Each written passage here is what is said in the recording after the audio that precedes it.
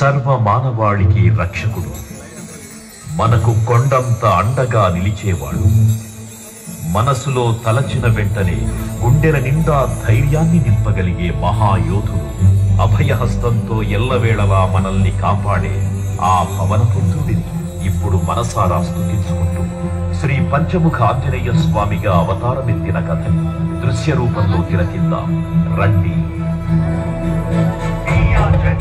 ప్రసన్నాంజనేయం ప్రభాదిత్యకాయం ప్రకీర్తిప్రదాయం భజే బాలగాత్రం భజే పవిత్రం భజే సూర్యమిత్రం భజే శుక్రరూపం భజే బ్రహ్మతేజం.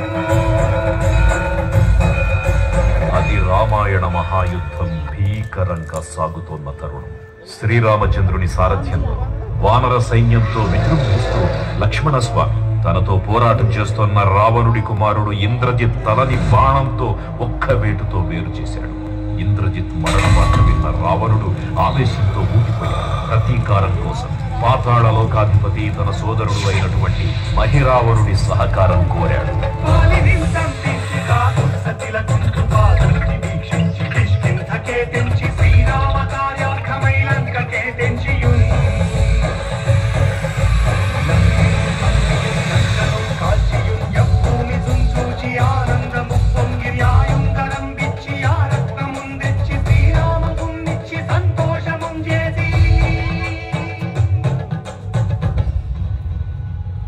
తన ప్రభువులను కాపాడుకోవడానికి వాయువేగంతో పాతాళలోకానికి చేరుకున్న ఆంజనేయ స్వామికి సగం మొసలి సగం వానర రూపంలో ఉన్న వింత జీవి ముఖద్వారం వద్ద కాపలా కాస్తూ కనిపిస్తుంది.